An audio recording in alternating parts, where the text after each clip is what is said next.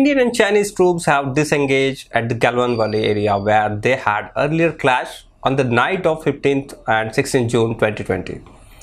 17 Indian troops who were critically injured in the line of duty at the stand-up location and exposed to sub-zero temperature in the high altitude terrain have succumbed into their injuries, taking to the total that they were killed in the action of 20. The army said in its official statement. Now, what is the actual issue and what are the ground realities? The account by retired colonel of Indian Army and Indian journalist Ajay Shukla is one of the reliable person in current time. As I don't have any expertise in defense and border issue, in today's show I am going to present Ajay Shukla's view. He wrote in his blog posted on yesterday on ajayshukla.blogspot.com. Tension between India and Chinese troops have simmered since early May in remote Karakoram mountains that separate India's northern Ladakh region from the alpine desert of Aksai Chin, a disputed area claimed by India but controlled by China and abuts its Xinjiang province. It is a forbidding landscape of cold desert, snow-cropped peaks, sparse vegetation and freezing temperature about 14,000 feet above sea level. On Monday evening, in a brutal hand-to-hand fight, Chinese soldier killed at least 20 Indian soldiers with wooden stave and nail stub clubs. In the severe escalation of the dispute in Sino-Indian frontier in decades, British colonial authorities bequeathed India a border with China that was neither delineated on a map nor demarcated on the ground. After China's invaded by Tibet in 1950 and the two Asian giants sought to formalize their frontier, the territorial dispute emerged. The Sino-Indian border dispute involves about 13,500 square miles in Ladakh and Aksai Chin and about 35,000 square miles in northeastern Indian state of Arunachal Pradesh, which China calls Tibet, South Tibet. In 1962, the border dispute flared into a war. China was conclusively but retreated after a ceasefire to what were broadly in a pre-war position. That de facto border, which called a line of actual country, it means LAC, is patrolled by both armies. Occasional unarmed clashes have taken place over the year despite 5 arrangements aimed by reducing risk of combat. China has built a network of roads, tracks on its in the sides of line of actual control. It is LAC. But the Chinese military have consistently objected to India's far slower but steady improvement of the borderland infrastructure. One of the key Indian project is the construction of Debruk Sheong Daulat Begi Old Road in Ladakh. Cutting through treacherous mountain reaches at a high as in 16,000 feet. The road runs almost parallel to the disputed border with Chinese control Aksai Chin and reaches to Daulat Beg Oldie, an Indian military base and landing of ground to the Indian Air Force about 12 miles from the Karakoram Pass, which separated Ladakh from China Xinjiang. The road, which includes 37 bridges built over snow-fed rivers, took 90 years to construct. For one single bridge, it is 90 years to construct, providing India the ability to move its troops and much greater speed towards Aksai Chin and Karakoram Pass. On October 21, India's Defense Minister Rajnath Singh inaugurated a major bridge road on same, which made it completely operational even the summer melt when the rivers are in spate. China saw the road as a reducing power asymmetry between two countries and threatening its interest.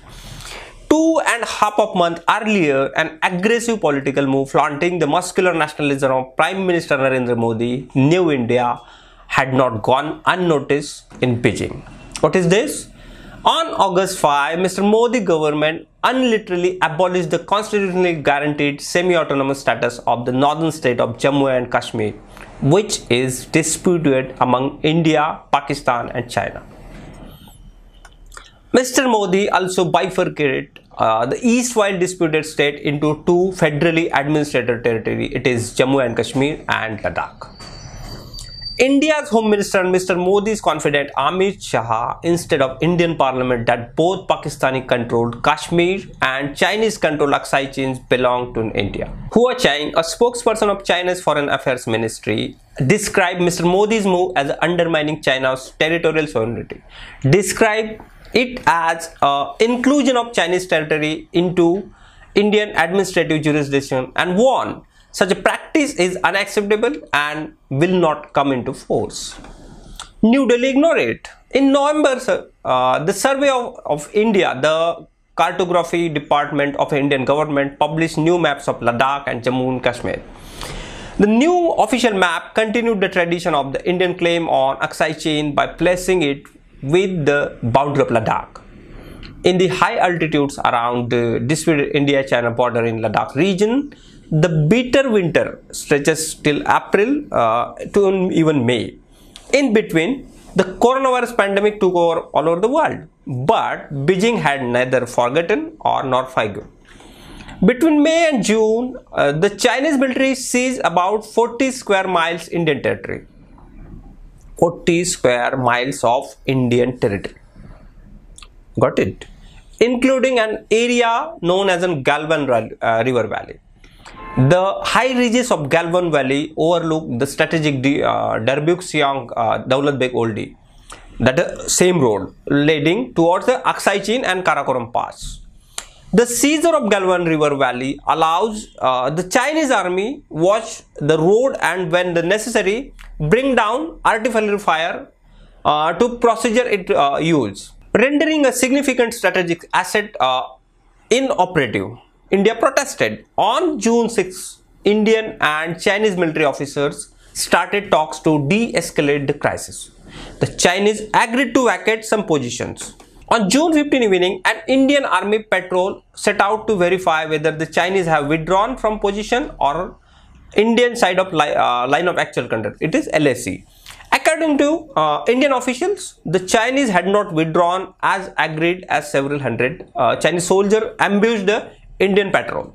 The Chinese claimed they were on their own side of LAC control when the Indian soldier crossed over and attacked them.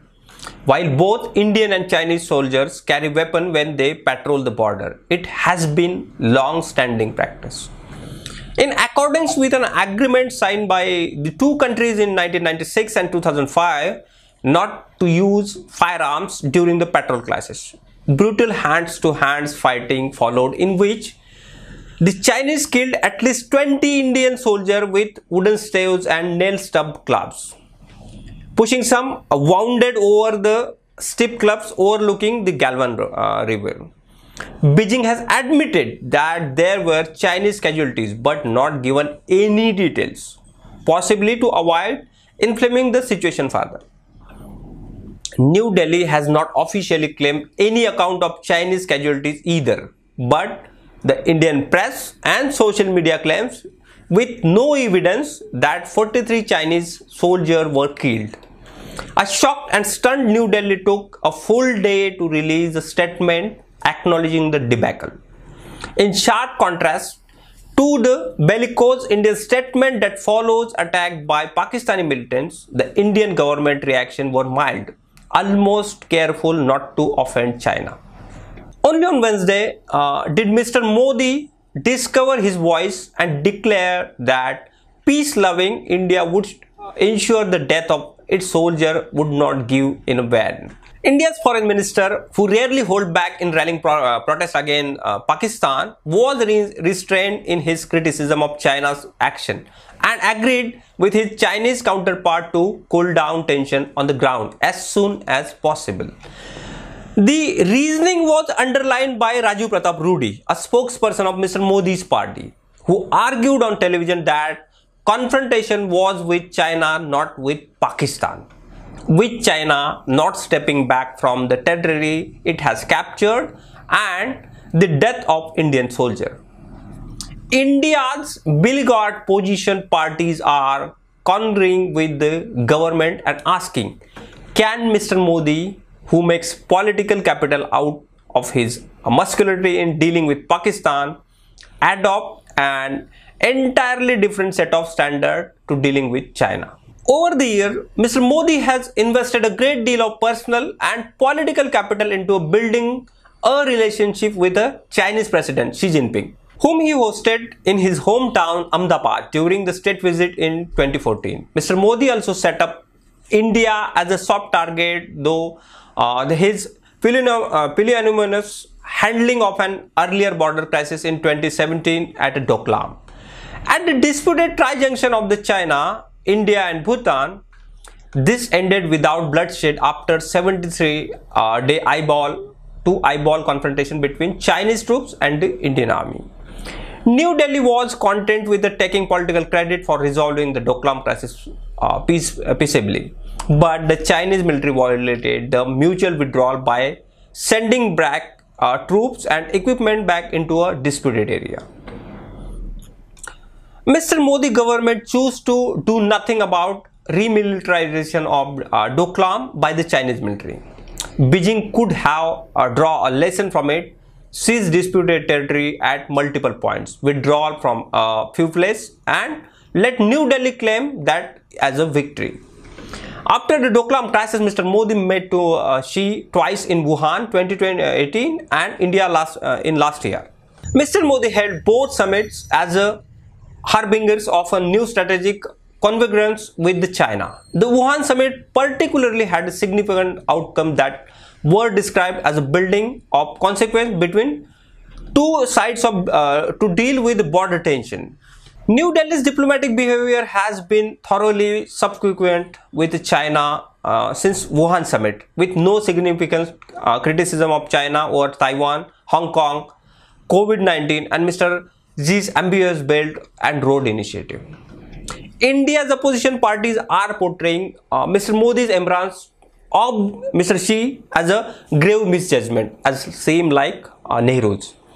The outrage over the killing of India's soldier leaves Mr. Modi's strongman image detained and confronts with the difficult choice of appearing to stand up to the China's while prevailing a full-scale war. Mr. Modi party has responded by aggressively arguing that the fallen Indian soldiers were killed 43 Chinese soldiers despite absence of any proof. For Mr. Xi, the agreement reached with Mr. Modi at Wuhan in 2018 to rein in their troops and to resolve border tension through peaceful negotiation seems to have been clearly expandable. The Chinese president image has been detained by his handling of COVID-19 pandemic outbreak. The setback in Taiwan, where heavy-handed pressure and subliminal military threats resulted the re-election of anti-unification president Tsai Ing-wen and Beijing failure to clamp down on anti-China protest on continuing rolling Hong Kong. Given China's growing incursion in Senkaku Island claimed by both Beijing and Tokyo, its ever increasing assertiveness in the South China Sea and the passage of new security law in Hong Kong. Mr. Xi would not have much sleep over violating the 5 border agreement signed with India between 1993 and 2013. Some analysts believe that just as Mao Zedong strengthened his control over China by going to war with India in 1962, Mr. Xi is burnishing his strongman image by slapping down India that growing uncomfortably close to United States. Mr. Modi, his China policy in tatters confronts the question, should New Delhi accept assistance from Washington to handle the crisis? Since May, American political officials have communicated Washington's support to New Delhi repeatedly. But Mr. Modi has replied that India is capable handling the situation and the diplomatic and intelligence support from Washington would suffice. Mr. Modi rightly apprehends that Beijing would regard as anti-China any overt Indian embrace of US or strengthening of New Delhi's ties with the Quad. The diplomatic grouping of the US, Japan and Australia and India. For the Sino-Indian border, the current tension have destroyed the existing playbook which had maintained peace since 1993. When the two sides signed the border peace and tranquility agreement. If China withdraws from the Indian claimed territory it has occupied, the two sides could negotiate new border agreement and operating procedures. But if China holds on to what it has gained, India would most certainly shift more overtly towards Washington. That is for today. We'll meet on next episode. Thank you. Subscribe now and press the bell icon. Never miss an update.